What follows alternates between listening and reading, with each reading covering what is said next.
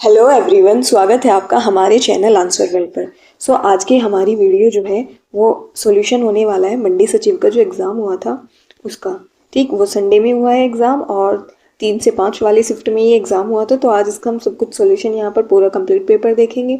ठीक है, और आगे जितने भी अपकमिंग एग्ज़ाम्स होंगे, जितने भी एग्ज़ाम्स के पीवाईक्यू होंगे, वो हमारे चैनल पर आपको सभी सॉल्यूशन उनका करा दिया जाएगा। तो चैनल को प्लीज़ सब्सक्राइब कर लेना और वीडियोज़ को शेयर भी करना। ठीक है, हाँ जी। तो इसमें जो है पेपर में आपके करंट अफेयर्स वगैरह, जीएस, जीके और ये यूपी स्पेशल हिंदी वगैरह ये सब आती है, रीजनिंग आती है। ठीक, तो आज हम इसके सारे ही ऑलमोस्ट सभी सेक्शन कर लेंगे।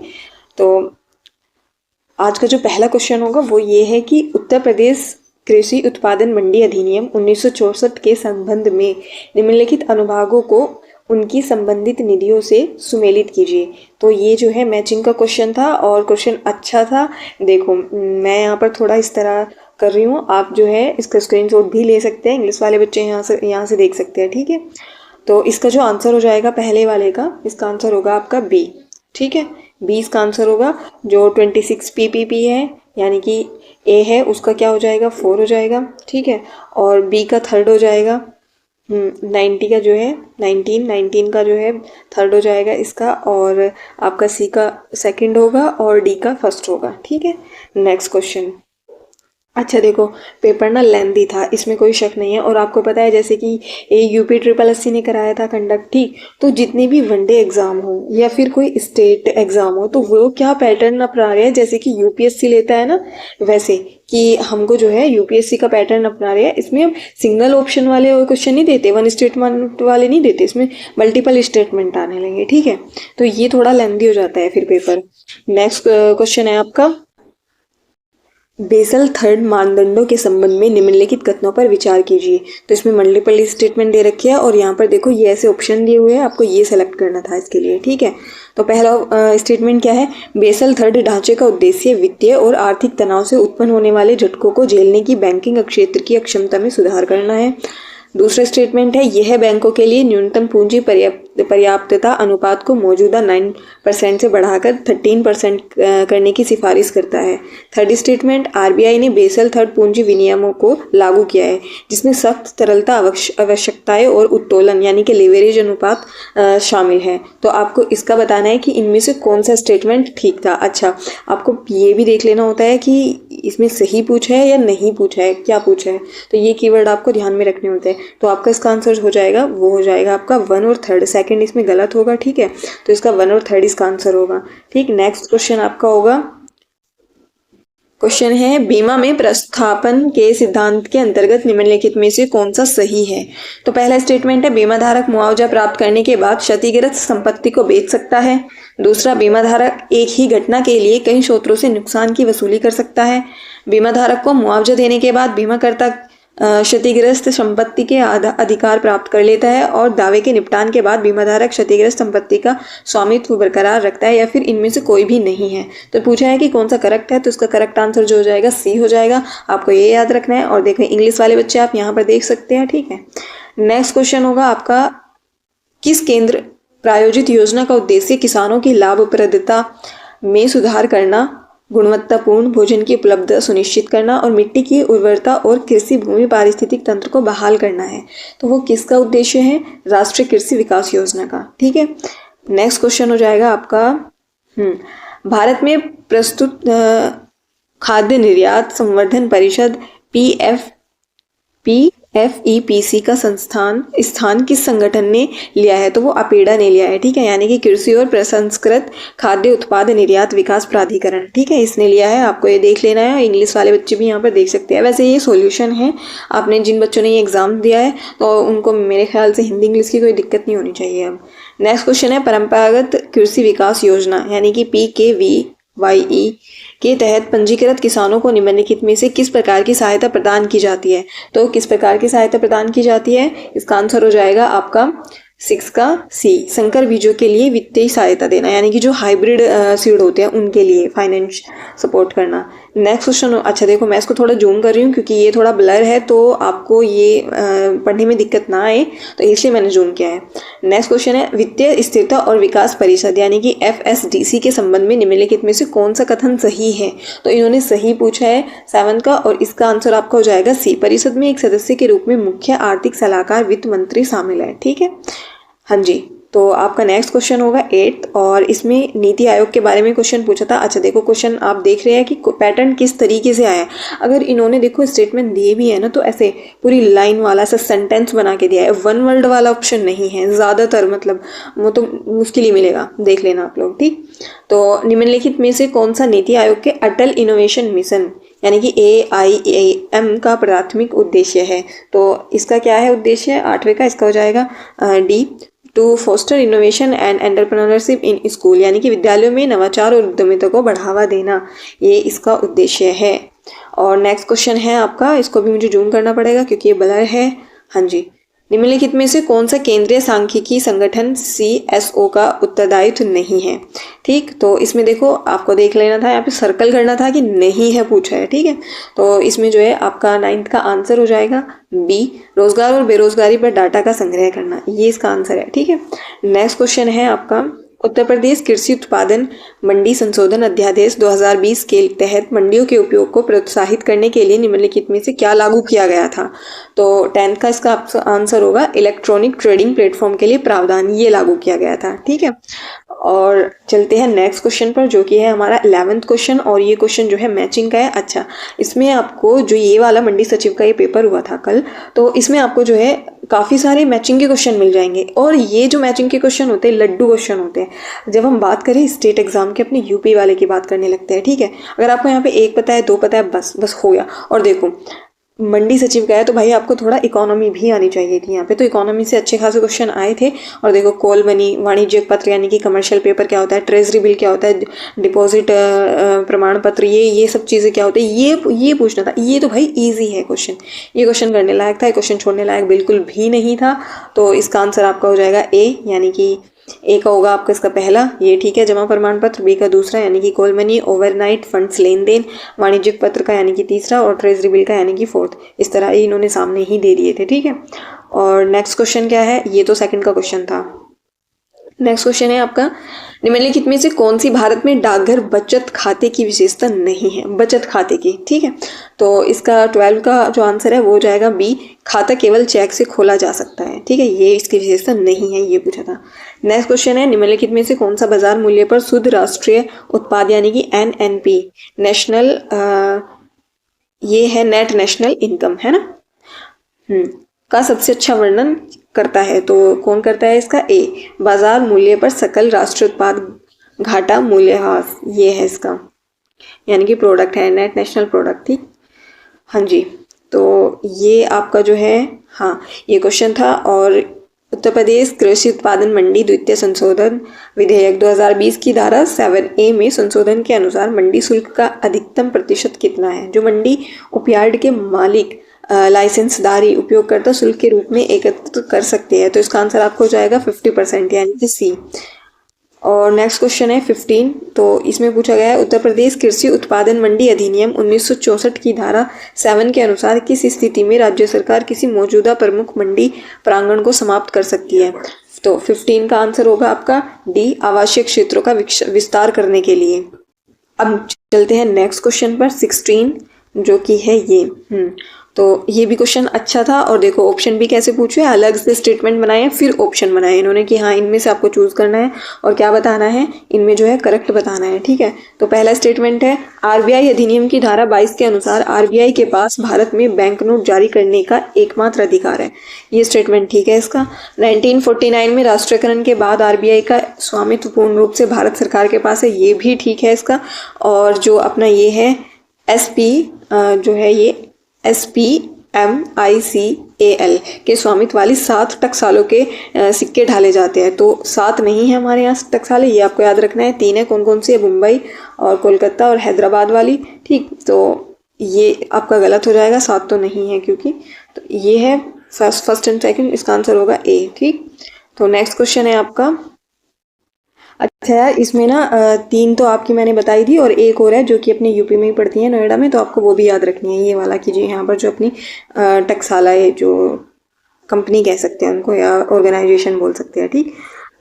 तो नेक्स्ट क्वेश्चन है आपका, लीड बैंक योजना LBAS किस अध्ययन समूह समिति आयोग की सिफारिश के आधार पर शुरू की गई थी, जिसने वाणिज्यिक बैंकों की उपस्थिति और ग्रामीण अभिविन्यास को अपर्याप्तता पर प्रकाश डाला था।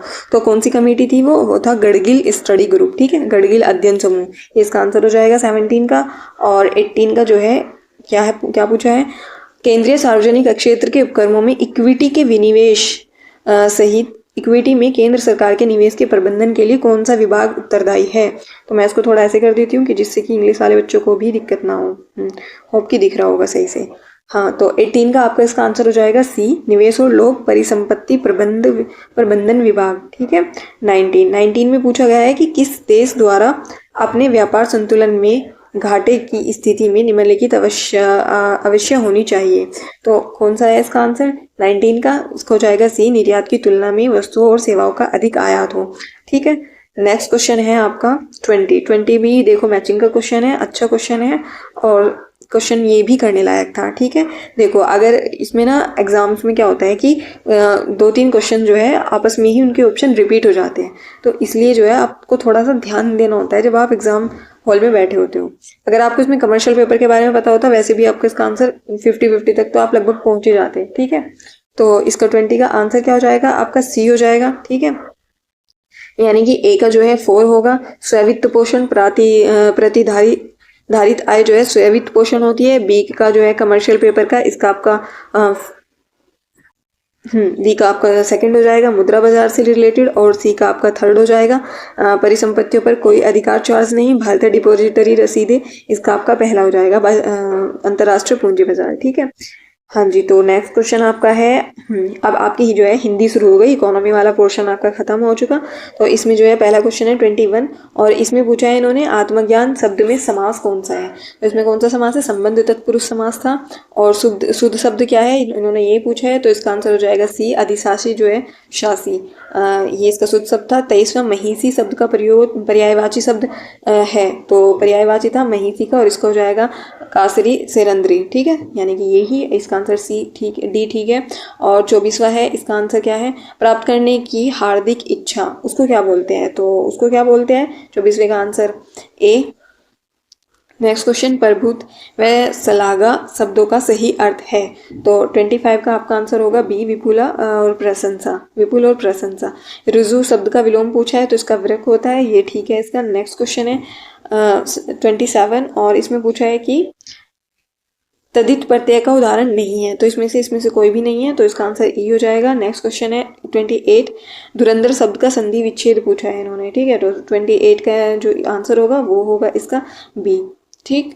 और तो नेक्स्ट क्वेश्चन आपका है 29 और 29 में अर्धमागधी अपभ्रंश से उत्पन्न हिंदी के बारे में पूछा है, पूर्वी हिंदी है इसका आंसर। और नेक्स्ट क्वेश्चन है आपका अर्थ के आधार पर विधानार्थक वाक्य है, तो इसका है राहुल खेलता है, ये इसका हो जाएगा। नेक्स्ट क्वेश्चन है 31, दाल में कुछ काला है, इस वाक्य में कुछ शब्द में सर्वनाम है, तो 31 का होगा सी, अनिश्चयवाचक हो जाएगा। और 32 का पूछा है इन्होंने कि हिंदी की विकसित ध्वनियाँ और सहित व्यंजनों की संख्या कितनी है, तो डी यानी कि 37, ये इसका ठीक है। और नेक्स्ट क्वेश्चन है आपका 33, पचरंगा चोली पर सखी वाक्य में पचरंगा शब्द उपसर्ग है, तो 33 का क्या होगा, ए, हिंदी। और नेक्स्ट क्वेश्चन है राधा अपना खत मुझसे लिखवाती है, इस वाक्य में क्रिया रूप है, तो कौन सा है इस वाक्य में क्रिया रूप 34 में, डी यानी कि प्रेरणार्थक क्रिया। और नेक्स्ट क्वेश्चन है आपका निम्नलिखित विकल्पों में घोष वर्णों का सही विकल्प नहीं है 35, तो 35 का जो है आपका आंसर जो है सी हो जाएगा, गे गे डे ही घोष ध्वनियाँ हैं, ये आपको देखना है। और हाँ, ये आपका रीजनिंग वाला पोर्शन शुरू हो जाता है, तो रीजनिंग वाला मैं नहीं करा रही हूँ, ठीक है। यहाँ पर अब मैं जो है 35 के बाद हमारा एक 44 कुछ क्वेश्चन बीच बीच में आए थे रीजनिंग के, तो वो मैं यहाँ पर ले लूँगी, ठीक है। जैसे कि ये 44 वाला थोड़ा देख लेंगे। इसमें पूछा है कि असर्शन रीज़न वाला है। असर्शन पूछा है एल्यूमिनियम के उत्पादन के लिए सस्ती बिजली आवश्यक है। फिर रीज़न बताया इसका, इसके अयस्क से एल्यूमिनियम निष्कर्षण के लिए बिजली की प्रचुर आपूर्ति की आवश्यकता होती है। तो आपका जो है 44 का आंसर हो जाएगा ए, यानी कि जो ए और आर है दोनों सत्य है और ये इसका स्पष्टीकरण भी करता है। ठीक है, नेक्स्ट क्वेश्चन है आपका 44 के बाद 47। हाँ जी, तो इसमें भी असर्शन रीजन वाला है और पूछा है भारत के पश्चिमी तट की विशेषता कई समुद्री बंदरगाहों की स्थिति है। हाँ बिल्कुल ठीक है, इधर की साइड हमारे कई सारे बंदरगाह हैं। पश्चिमी तट पर गहरे समुद्र के पानी का प्रमाण है, ये भी ठीक है। और इसका भी आंसर आपका क्या हो जाएगा, इसका आंसर आपका हो जाएगा 47 का ए। ठीक, तो ये इसका स्पष्टीकरण भी करता है। हाँ जी, तो नेक्स्ट क्वेश्चन आपका होगा 47 के बाद 51 पे चलेंगे डायरेक्ट, क्योंकि बीच में रीजनिंग के क्वेश्चन आ गए थे। तो ये पूछा है इन्होंने 51 में, अच्छा क्वेश्चन था। और किस प्राचीन भारतीय शहर से मध्य रेखा पार करती थी जिसे ग्रीनविच मेरिडियन को अपनाने से पहले भारत की अपनी प्रमुख मेरिडियन माना जाता था? तो वो उज्जैन था, ये आपको याद रखना है। ठीक है, नेक्स्ट क्वेश्चन है आपका भारतीय मौसम विज्ञान विभाग IMD की स्थापना किस वर्ष की गई थी? 52, तो इसकी किस वर्ष की गई थी? 1950 में की गई थी। ठीक है, नेक्स्ट क्वेश्चन है आपका 53 जुकू घाटी पूछा गया है और कि कहाँ पर पड़ती है? तो नागालैंड और मणिपुर में पड़ती है। ठीक, नेक्स्ट क्वेश्चन है आपका 54 रक्षा मंत्रालय में DMA, DDP, DESW and DDR&D की गतिविधियों के समन्वय के लिए कौन उत्तरदायी है? ठीक है, तो इसके लिए कौन उत्तरदायी होगा 54 में? इसको हो जाएगा डी, रक्षा सचिव इनके लिए उत्तरदायी होते हैं। नेक्स्ट क्वेश्चन है आपका भारत में राष्ट्रीय युवा दिवस मनाने के संबंध में निम्नलिखित में से कौन सा कथन सही है?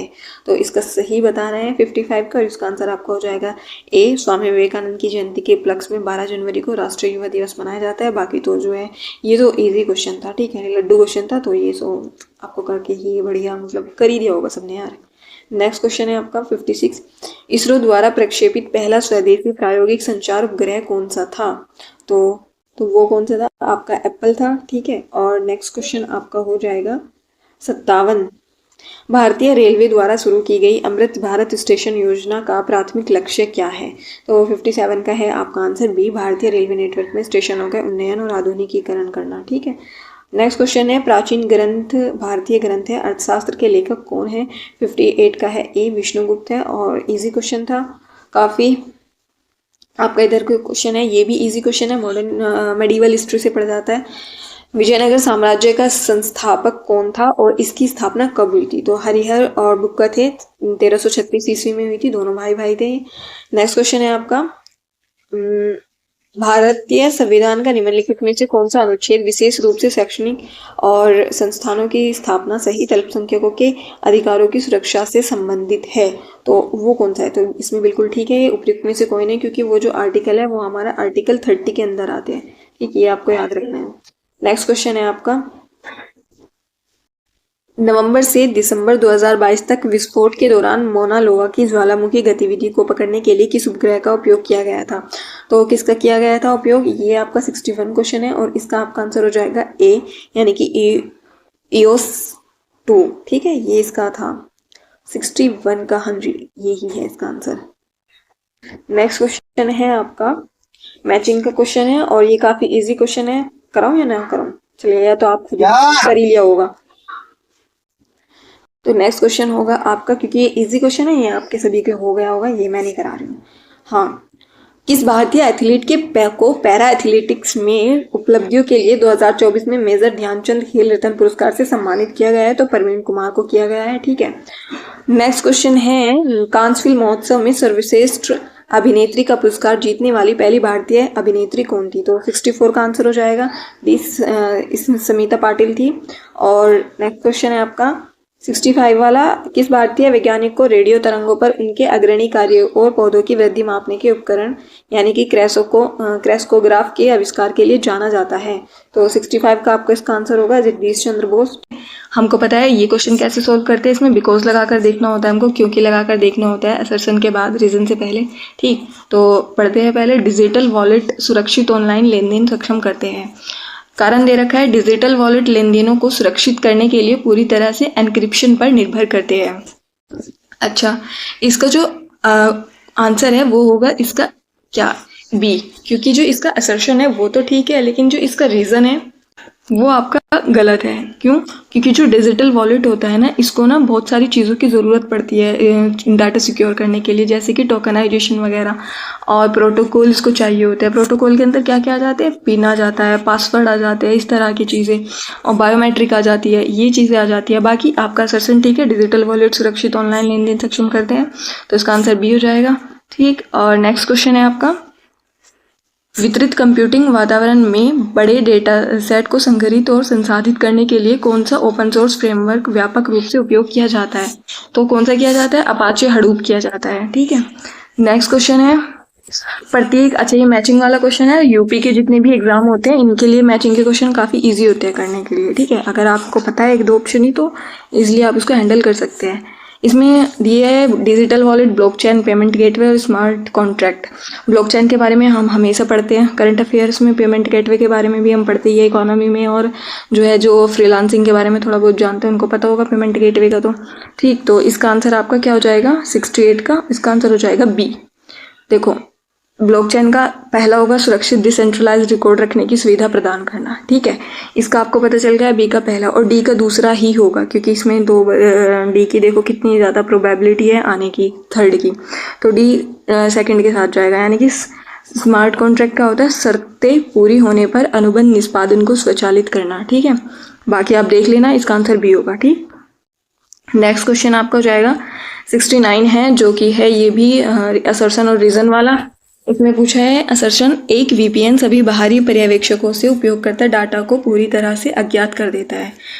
रीजन है वीपीएन उपयोगकर्ता और वीपीएन सर्वर के बीच डाटा एनक्रिप्ट करते हैं, हालांकि वीपीएन प्रदाता अभी भी उपयोगकर्ता गतिविधियों की निगरानी कर सकता है। तो जो इसका आंसर हो जाएगा 69 का आपका, इसका असर्शन तो इसका गलत होगा, लेकिन जो इसका रीज़न है वो ठीक है। ठीक, तो आपको ये देख लेना है, ये यहाँ पर इंग्लिश वाले हैं, ये भी देख लेना इंग्लिश वाले बच्चे, वैसे भी यहाँ पर आपको आंसर की ही मिलानी है।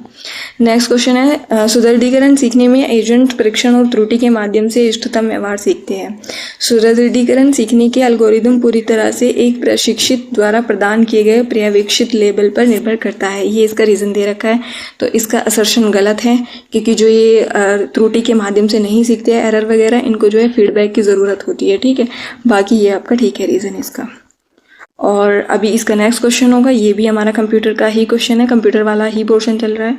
तो इसमें पूछा गया है कि जो OSI मॉडल है उसमें कौन सी लेयर विभिन्न नेटवर्कों के बीच डाटा सेट करने के लिए सीधे तौर पर जो है उत्तरदायी है। तो वो कौन सी होती है? नेटवर्क लेयर होती है, ये आपको याद रखना है। ठीक, और नेक्स्ट क्वेश्चन है, अच्छा इसको थोड़ा ऐसे जूम करना पड़ेगा। प्रारंभिक प्रोग्रामिंग भाषाओं ने आधुनिक प्रोग्रामिंग प्रतिमानों के लिए आधार तैयार किया। निम्नलिखित में से कौन सी विशेषता ऑब्जेक्ट ओरिएंटेड प्रोग्रामिंग के विकास के साथ सबसे अधिक निकटता से जुड़ी हुई है? तो इसका आंसर आपका क्या होगा?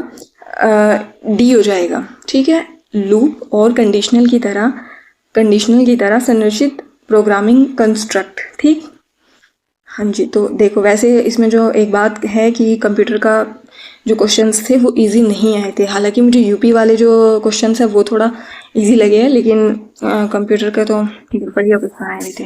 नेक्स्ट है DDoS हमले WW पर एक आम साइबर सुरक्षा खतरा है, ऐसे हमलों के पीछे प्राथमिक तंत्र क्या है? तो इसके पीछे प्राथमिक तंत्र क्या होगा? उपरोक्त में से कोई नहीं, ये इसका आंसर दे रखा है। ठीक, और नेक्स्ट क्वेश्चन है 74, इसमें दे रखा है आधुनिक कंप्यूटरों में फ्रेमवेयर के लिए प्राथमिक भंडारण माध्यम के रूप में किस प्रकार की मेमोरी का सामान्यतः सबसे अधिक उपयोग किया जाता है?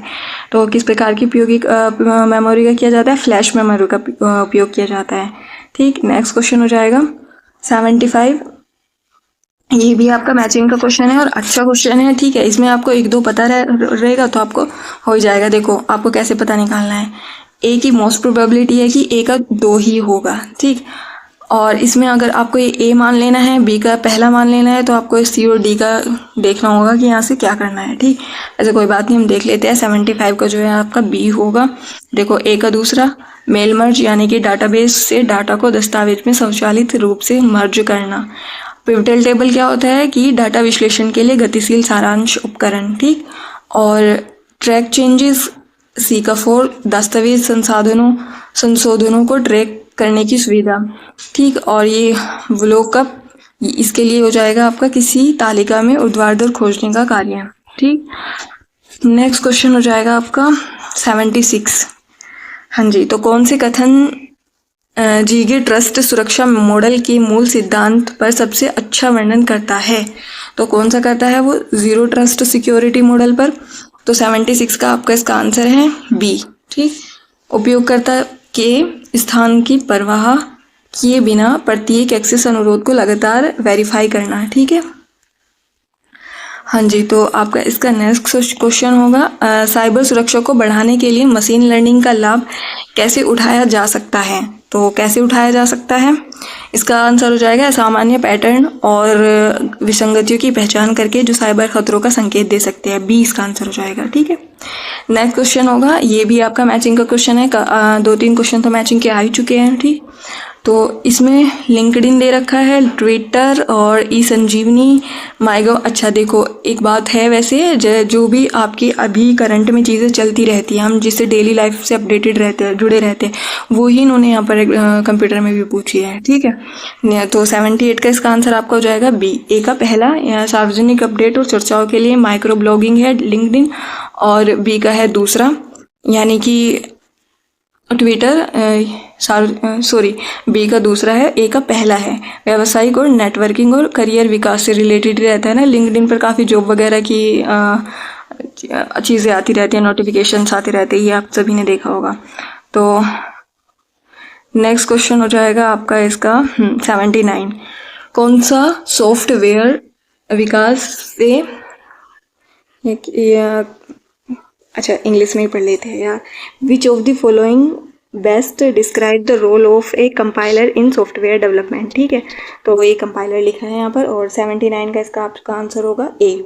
ठीक है, तो ये क्या है? It convert high level programme language into machine code before executions. ठीक, हाँ जी, तो नेक्स्ट क्वेश्चन आपको होगा इसमें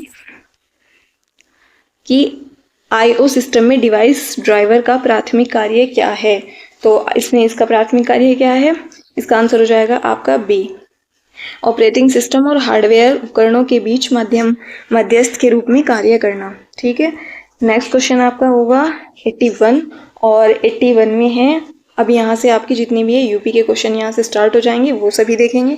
तो पहला है, उत्तर प्रदेश में दोआब किस क्षेत्र किन दो नदियों के बीच की भूमि को संदर्भित करता है? तो गंगा और यमुना के। ये बहुत इजी क्वेश्चन था, इसलिए मैंने कहा है देखो मुझे कंप्यूटर के थोड़ा टफ लगे, लेकिन जो यूपी के क्वेश्चन थे रीजनेबल क्वेश्चन थे। ठीक, यहाँ पर हम ये नहीं बोल सकते कि टफ है। नेक्स्ट क्वेश्चन है, उत्तर प्रदेश जो है, एक सेकेंड, हाँ, when was Uttar Pradesh Rajya Vidyut Utpadan Nigam limited constituted under and which act? किस एक्ट के तहत हमारा जो ये विद्युत उत्पादन निगम लिमिटेड था वो गठित हुआ था? तो वो हुआ था हमारा, इसका आंसर हो जाएगा 81, ये है 82, हाँ 82, तो इसका होगा सी, कंपनी अधिनियम 1956 के तहत 25 अगस्त 1980 को। ठीक है, नेक्स्ट क्वेश्चन हो जाएगा आपका इसका 83। तो 83 में क्या पूछा है? किस विधायी अधिनियम के तहत इलाहाबाद विश्वविद्यालय को औपचारिक रूप से डिग्री प्रदान करने वाली संस्था के रूप में स्थापित किया गया था? तो इसका आंसर है आपका सी, 15 अगस्त 1904 का भारतीय विश्वविद्यालय अधिनियम ये हो जाएगा 7th। ठीक, अधिनियम 7। नेक्स्ट क्वेश्चन है 84, निम्नलिखित में से कौन सी चरकुला नृत्य की प्रमुख विशेषता है? तो सिर पर बहुस्तरीय दीपकों को संतुलित करना। अच्छा, ये जो चरकुला नृत्य है ये ब्रज क्षेत्र से रिलेटेड है, जो वेस्टर्न यूपी में होता है, और जब होली रहती है ना, होली के तीसरा दिन होता है, उस दिन ये चरकुला नृत्य किया जाता है। लगभग 108 दिए सर पे रखे जाते हैं, जो वुमेन्स यहाँ पर डांस परफॉर्म करती है। तो ये इसकी विशेषता है, और ये मतलब यूपी से रिलेटेड मतलब अच्छा फैक्ट है, तो क्वेश्चन भी अच्छा आया हुआ था। नेक्स्ट क्वेश्चन है, उत्तर प्रदेश फिल्म नीति 2018 के अनुसार उत्तर प्रदेश में शूट की गई फिल्मों के लिए अधिकतम कितनी सब्सिडी उपलब्ध है? तो उत्तर प्रदेश में आधे शूटिंग के देने आधी जो दिन होते हैं उसके लिए 1 करोड़, और जो 2/3 है 2 करोड़, ये वाला इसका आंसर ठीक है, तो इसका आंसर आपका ए हो जाएगा। ठीक है, और नेक्स्ट क्वेश्चन है, किस वर्ष किशनपुर वन्य जीव अभ्यारण्य को वन्य जीव संरक्षण अधिनियम के तहत वन्य जीव अभ्यारण्य घोषित किया गया था। 1972 wild life protection act 1972 act के तहत ही ये किशनपुर वन्य जीव अभ्यारण्य बना था। ठीक है, ये आपको याद रखना है। नेक्स्ट क्वेश्चन आपका हो जाएगा, निम्नलिखित में से कौन सा लोकगीत मुख्य रूप से उत्तर प्रदेश में महिलाओं द्वारा परिवार के बच्चों के जन्म को एक शुभ अवसर पर के रूप में मनाने के लिए गाया और प्रस्तुत किया जाता है? तो सोहर गीत गाया जाता है। ठीक है, नेक्स्ट क्वेश्चन, उत्तर प्रदेश में कौन सा राष्ट्रीय राजमार्ग मुरादाबाद में NH9 के जंक्शन से शुरू होता है? चंदौसी, बबराला, अलीगढ़ से होकर गुजरात और आगरा NH44 के जंक्शन पर समाप्त हो जाता है। तो वो कौन सा है आपका 88 में? ये हो जाएगा आपका NH509। तो इसका आंसर है ए। ठीक है, और नेक्स्ट क्वेश्चन है आपका, उत्तर प्रदेश में किस वन्यजीव अभ्यारण्य का नाम एक नदी के नाम पर रखा गया है जिसका अर्थ है चंद्रमा की चमक? तो वो है चंद्रप्रभा वन्यजीव अभ्यारण्य, और कहाँ पर है? चंदौली डिस्ट्रिक्ट में पड़ जाता है। नेक्स्ट क्वेश्चन है, 2023 में उत्तर प्रदेश सरकार द्वारा शुरू की गई मुख्यमंत्री उद्यमी मित्र योजना के संबंध में निम्नलिखित में से कौन सा कथन सत्य है? तो सत्य है वो बताना है, बाकी कुछ नहीं बताना है। अच्छा, ये उद्यमी से रिलेटेड है, मतलब जितने भी आपके एंटरप्रेन्योर वगैरह होंगे, उद्यम होंगे, मतलब वो उन सभी के लिए होगी। वैसी कोई भी अगर हम इसको फाइनेंशियल एड के लिए देखने लगे तो उनके लिए नहीं होगी। ठीक है, गाइडेंस के लिए ये जो है योजना चलाई गई थी सपोर्ट करने के लिए, फाइनेंशियल इसका काम करना नहीं है। जो प्राथमिक काम है वो गाइडेंस देना है। ठीक, तो इसके लिए है, इसका आंसर आपका हो जाएगा 90 का डी, उपयुक्त में से कोई नहीं। ठीक है, क्योंकि इसमें देखो ऐसे बोला गया है कि उद्यमी मित्रों को निवेशकों राज्य सरकार के बीच एक कड़ी के रूप में कार्य करने के लिए नियुक्त किया जाता है। ठीक, तो अच्छा, तो आपका इसका आंसर जो है डी ही हो जाएगा, क्योंकि जो ये उद्यमिता मित्र योजना है ये निवेशकों के लिए ही चलाई गई थी। ठीक है, उद्यमिता मित्र को निवेशकों राज्य सरकार के बीच एक कड़ी के रूप में कार्य करने के लिए नियुक्त किया जाता है। तो ये इसके बारे में सत्य कथन है। ठीक है, और नेक्स्ट क्वेश्चन आपका हो जाएगा इसमें 91। तो इसमें पूछा है इन्होंने UPRRDA का पूर्ण नाम क्या है? तो 91 का आपका इसका आंसर होगा उत्तर प्रदेश ग्रामीण सड़क विकास एजेंसी, डी। ठीक है, ये इसका नाम है और ये काफ़ी इजी क्वेश्चन था ऐसे फुल फॉर्म में। नेक्स्ट क्वेश्चन हो, सुगंध एवं सुरस विकास केंद्र की स्थापना UNDP, UNIDO और उत्तर प्रदेश सरकार की सहायता से किस वर्ष की गई थी? तो आपका इसका आंसर हो जाएगा, अच्छा देखो ऑप्शन के अकॉर्डिंग यहाँ पर 1995 जो है ये दे रखा है, ये इसका आंसर हो सकता है। जब ऑफिशियल आंसर की आएगी तब यहाँ पर जो है क्लियर होगी, क्योंकि मैंने अदर सोर्स से देखा था तो वहाँ पर 1991 भी जो है दिखा रहे थे, तो आप देख लेना। ठीक है, अभी के लिए लेकिन 1995 आप उसका मान के चल सकते हैं। तो नेक्स्ट क्वेश्चन होगा, भारत सरकार के कौशल विकास और उद्यमशीलता मंत्रालय द्वारा कौशल विकास पहल SDI का प्राथमिक उद्देश्य निम्नलिखित में से कौन सा है? तो 93 का इसका आपका आंसर हो जाएगा सी, स्टार्टअप के लिए वित्तीय सहायता प्रदान करना। ठीक है, तो नेक्स्ट क्वेश्चन है आपका 94 का है, 2011 की जनगणना के अनुसार उत्तर प्रदेश का जनसंख्या घनत्व कितना था? तो 829 व्यक्ति प्रति वर्ग किलोमीटर था। ये आपका इसका आंसर होगा डी, यानी कि ठीक है। नेक्स्ट क्वेश्चन है, मध्यकालीन भारत के प्रसिद्ध सूफी संत का नाम बताइए जो उत्तर प्रदेश के थे और उन्होंने आखिरी कलाम और पद्मावत की रचना की थी। तो वो आपके थे, इसका आंसर हो जाएगा मलिक मोहम्मद जैसी, इन्होंने ही आपके पद्मावत की रचना की थी। ठीक है, और ये यूपी के ही थे। नेक्स्ट क्वेश्चन है, सारनाथ में धमेक स्तूप के बारे में निम्नलिखित में से कौन सा कथन गलत है? तो गलत बताना है, बाकी सब जो है ठीक है वो देख लेते हैं पढ़ के। स्तूप का आधार व्यास 28 मीटर और ऊंचाई 43.6 मीटर है। सेकंड है, निचले हिस्से के सामने वाले पत्थर पर मौर्य मूल की फूलों की नक्काशी है। इसे 249 ईसा पूर्व में मौर्य राज्य अशोक द्वारा बनाई गई पुरानी संरचना को प्रतिस्थापित करने के लिए 500 ईस्वी में बनाया गया था। नेक्स्ट स्तूप हिरण पार्क ऋषिपत्तन में स्थित है, जहां बुद्ध ने ज्ञान प्राप्त के बाद अपना पहला उपदेश दिया था। उपयुक्त में से कोई नहीं। अच्छा, तो इसका आंसर क्या हो जाएगा गलत? वो है ये, निचले हिस्से के सामने वाले पत्थर पर मौर्य मूल की फूलों की नक्काशी है नहीं, क्योंकि वो गुप्ता की है, ये गलत हो जाएगा इसका। ठीक है, क्योंकि जो इसका फाउंडेशन वर्क था ना, वो फाउंडेशनल वर्क था, वो उसको गुप्ताज ने ही कराया था। ठीक, नेक्स्ट क्वेश्चन है आपका, मूल रूप से बलिया उत्तर प्रदेश के रहने वाले श्री चंद्रशेखर ने राष्ट्रनेता बनने से पहले उत्तर प्रदेश में किस राजनीतिक दल के महासचिव 1955 से 56 के रूप में कार्य किया? तो जनता पार्टी के लिए किया था। ठीक, नेक्स्ट क्वेश्चन आपका हो जाएगा, उत्तर प्रदेश के ललितपुर जिले में स्थित माता टीला बांध किस नदी पर है? बेतवा नदी पर है। इजी क्वेश्चन था। और नेक्स्ट क्वेश्चन होगा आपका, उत्तर प्रदेश के आगरा के पास, एक सेकेंड, हाँ इंग्लिश में ही पढ़ लेते हैं। ठीक, वहाँ पर थोड़ा क्लैरिटी नहीं हो रही। What is the primary focus of the Bateshwar mela an annual festival held in November near Agra Uttar Pradesh? तो ठीक, तो इसका आपका क्या हो जाएगा, ये जो है लाइव स्टॉक के लिए है। इसका होगा आपका cattle fair with live stock for sale और बार्टर। ठीक, ये आपका इसका आंसर हो जाएगा डी 99 का। और 100 इसका क्वेश्चन दे रखा है, हिंदू पौराणिक कथाओं के अनुसार मेरठ नाम संभवतः माया राष्ट्र से लिया गया है, जो असुरों के वास्तुकार माया के देश को संदर्भित करता है। माया की बेटी मंदोदरी का विवाह रामायण में निम्नलिखित में से किस व्यक्ति से हुआ था? तो रावण। अच्छा, जब हम ऑफिशियल आंसर की आएगी वो देखेंगे, क्योंकि अगर हम अदर सोर्स भी देखें, जहाँ पर मैं इसको रिचेक कर रही थी वहाँ पर इसमें जो है लक्ष्मण भी था ऑप्शन में, लक्ष्मण के बारे में भी बताया गया था। मतलब इसमें थोड़ा सा कंट्रोवर्सी है, तो आप लोग देख लेना कि हमारा जो आयोग है वो ऑफिशियल आंसर की में क्या देगा। बाकी यहाँ पर हमारे सब कुछ कवर हो चुके हैं। देखो, ये मैंने अपनी साइड से सॉल्यूशन करा है। बाकी जो भी हमारी आंसर की आएगी हम तब तो हम मैच करते ही है, लेकिन अभी यहाँ पर थोड़ा डर निकल जाता है। लेकिन यहाँ पर मैंने जितना भी है एकदम ऑथेंटिक एक एक चीज़ आपको यहाँ पर सर्च कर करके बताई है। ठीक, और बाकी चैनल हमारा सब्सक्राइब करना और वीडियोस का लाइक वगैरह भी करना। बाय बाय, पढ़ते रहिए, टेक केयर।